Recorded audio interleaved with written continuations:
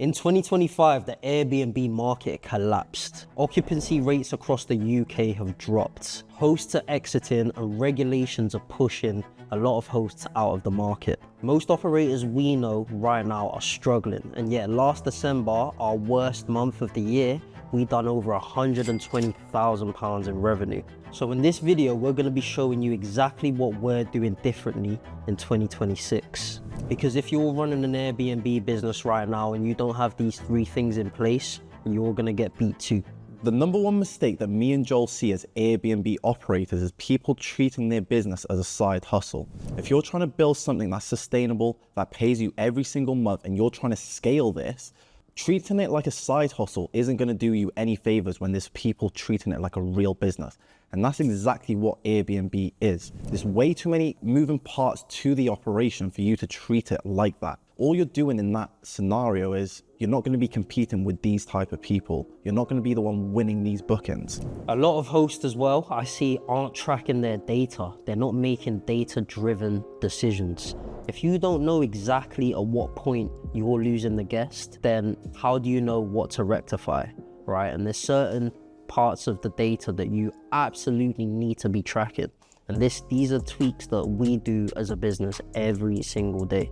If you're not tracking your data, then how do you know how to optimize your listing? Relying on Airbnb's algorithm alone isn't going to be doing you any favors. There are people in the market constantly updating the listings, constantly optimizing the listings, and they're not just relying on Airbnb alone. They're relying on so many different venues to attract these bookings. Direct booking websites, using Google, using so many other OTAs that you probably haven't heard of. So just relying on that alone isn't gonna be pushing your business to success. When we say Airbnb, we just say that because it's digestible for a lot of people, but there's actually way more that goes into what we do than you're able to see by the naked eye. Back in 2015, Airbnb was easy. You could just chuck any property on the market, a few iPhone photos, and you'd be flying. But we're in 2026 now. The market is super competitive, and you need to run this as a professional business or you're gonna get left behind. So now that you know the main issues for Airbnb, let's go into what we're doing differently to stay ahead of the competition. And that starts with our calendar management strategy. So we have a tiered minimum stay system incorporated into how we manage our calendars. The reason it's set up like this is because we want to make sure that we're prioritizing longer bookings further out, but as it gets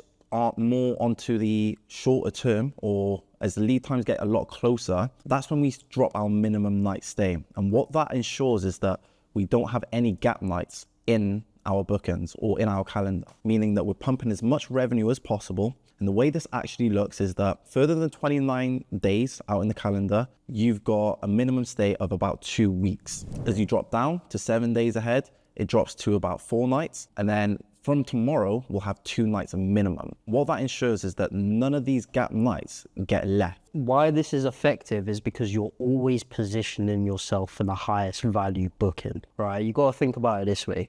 If you get a 2-night booking in 3 weeks time and someone wants to book your property for a whole month, your property is not even coming up in the searches because it's blocked out by a 2-night booking. Whereas if you've got availability in the short term, you don't want to have a minimum night stay of 7 days or 14 nights because you need to fill that availability in the short term.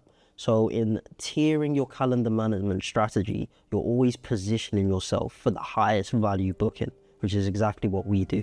The one-night booking trap is something that I see new operators do consistently. They launch their Airbnb and then they start getting the bookings in, and then you look at their calendars and it's just a load of one-night bookings. Let me tell you what that actually does for you, okay? When you've got a load of one-night bookings, you're also increasing the turnover of guests, which means that you've got a lot higher footfall into your property, which also means that the wear and tear is a lot higher. Your furniture starts to break down a lot more easily, meaning that you have to spend more on furnishing costs. And not only that, your cleaning costs are significantly higher, and that eats into your profits. Meaning, yes, it does look nice, your calendar might be filled out, but that gets taken straight away by the cleaners. So you need to make sure that you're optimizing your calendar for longer bookings. What that also does is that it ensures that your calendar is booked out for a longer period if you're prioritizing these types of bookings. And to be honest as well, from my past experience, the type of guests which are booking your property for one night tend to be problem guests. You know, they're coming for maybe a party, or, you know, they're staying in the property for one night. They don't really care. They're not gonna take that level of care for that property. And it just does always come with a certain level of headache. So from our experience, it's just not worth the extra revenue. How do you actually attract these longer bookings? Okay, we'll jump into it. We've got someone in our team managing our calendars, managing the listings all day, every single day. And what she actually does is ensures that our listings are showing up first, or at least on the first page of Airbnb, because the more eyes that you have on this page, the more likely you are to get a booking. And if you optimize your calendar properly, that means that you're more likely to get a longer booking. So the way this actually works is that we've got someone in, she goes onto an incognito tab, she's sifting through or searching the area and seeing where we actually show up in the ranking. And if we drop anything lower than the first page, then she knows that she's got work to do in terms of the listing optimization or price optimization. Yes, you could launch a unit for £200 a night, but if no one books it, then that's £0 that you're making compared to £120 a night, where, okay, you might be making £80 less, but you've at least secured £120 a night. And that's what a business is. Facts. And that's why it's so important to collect data, because if you don't have the data on exactly where it's breaking down on that guest's journey, you don't know what to fix. And each problem has a specific fix. As Mo mentioned, if your page views aren't there, you can have the best property in the world, but if no one knows about it, no one's gonna book it. If you've got high page views, but you're still not converting the booking, then potentially your listing needs some optimization. Or if you're not tracking your reviews and understanding what guests aren't enjoying, then your pricing power isn't going to be as strong. So you need to be collecting the data so that you understand exactly where it's breaking down, and then you know what the fix is to implement. And the good news is there's so many different data points that you can be looking at, and how you could be using these data points to actually optimize your listing. So if your listing isn't actually getting or converting to bookings, the good news is that you can at least look through your data and you know exactly what to optimize. Right, you might be getting a load of page views, but you're not converting. Then you know that the property is probably lacking. So there's a lot of data points that Airbnb use themselves as well to show how well you're ranking on their page. So it's really important you actually keep on track of this. And that's exactly the strategy we used to have such a strong month in December. We managed to secure longer term bookings through 80% of our properties. And that is exactly how we were able to ride the low season.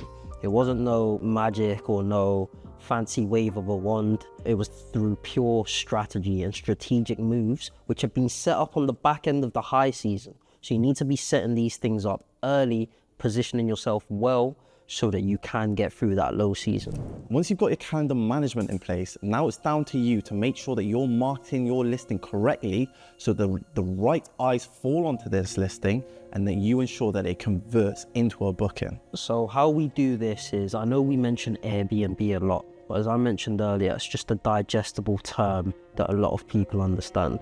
There's a lot more that goes into our market strategy than just Airbnb. And this starts with the channels that you are marketing your property on. Yes, there's Airbnb. Yes, there's Booking.com. Yes, there's VRBO. Yes, there's TripAdvisor. These are all basic, very mainstream channels. But are you attracting contractors for longer term stays? Are you attracting insurance bookings? How do you attract these people? You want to be making sure that you're listing on Google. You want to be making sure that when someone is searching for accommodation in your area, your brand and your listings are one of the first listings to come up. Okay, and there's a whole strategy that goes behind that. So you want to be making sure that each of your listings are specifically tailored for your target audience. And how that looks is the language that you're using on the listing.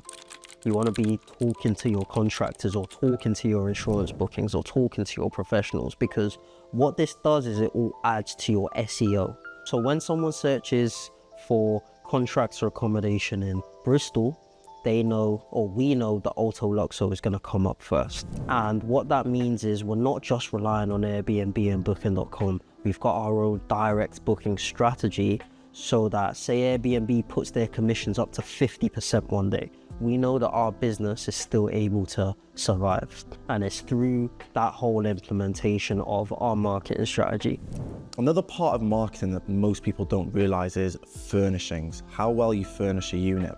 You need your unit to feel like a home away from home. The reason for this is that people, if they weren't looking for a home away from home, they'd just be booking hotels. They've gone and picked an Airbnb for a specific reason. So you need to make sure that you're furnishing correctly. What that actually means is that you're using high quality furniture, you're decorating it to be a place that people actually want to stay in. That's one part of it. But another part of it is making sure that your photos are being taken correctly and edited correctly so that it converts. If your photos aren't done correctly, it doesn't matter what furnishings that you've actually got in place. So you need to make sure that these two things are in line with each other, so that when people are actually booking, what I like to say to people is that, what do you look at when you're booking an Airbnb? The majority of the times you're not checking descriptions, you're not looking at the title, you might check for certain amenities, but the main thing that actually gets you to book is the photos and how the yard looks. So we're going to be breaking down now how you can create multiple streams of income from one business. All right, so let's get into it. Most operators think that when you grow and scale your Airbnb business, that's the only way you can make money through, obviously, your commission if you're doing management, and if you're doing rent to rent, keeping the remainder after you pay your rent and bills. But they're wrong. They're missing two streams of revenue generation, right? So if you're marketing your property correctly, you should be generating more inquiries than you have accommodation.